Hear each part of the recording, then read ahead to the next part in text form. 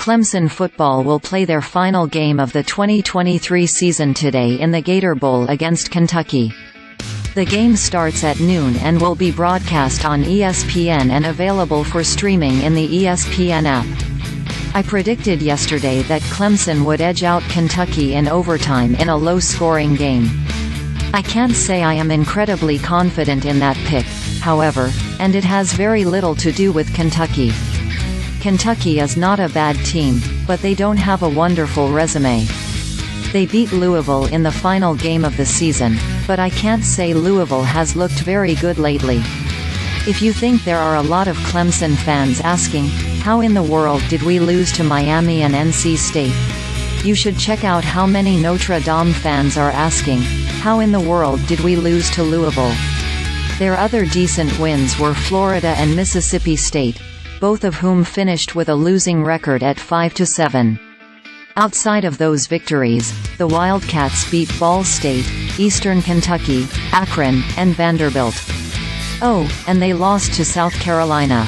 And I still wouldn't be shocked if they beat Clemson because I have become so used to Clemson's offense being underwhelming.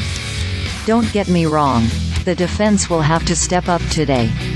They are missing key players in Jeremiah Trotter, Ruke Orhorhoro, and Nate Wiggins. There is talent filling in those spots, but it is young talent. The cornerback group is down to 3 scholarship players due to opt-outs, injuries and transfers. Despite the challenges for the defense, the cold hard truth is that I lack confidence in the Tigers' offense, and it isn't a lack of confidence in their ceiling.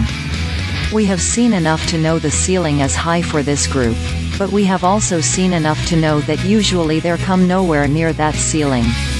Cade Klubnik can be very good. Jake Briningstool can be a game changer. The offensive line can get the job done. The wide receivers can step up. The question is, will they? They played well against Notre Dame, Georgia Tech, and North Carolina before stumbling on the road against South Carolina. That might be the biggest question. How will they respond in this neutral site environment?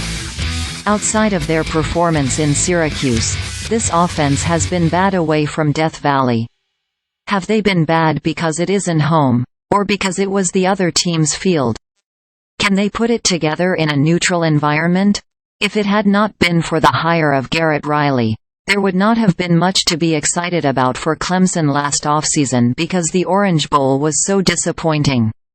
The Tigers need a good performance today to create positive momentum for the group that will jump into spring ball in a couple of months.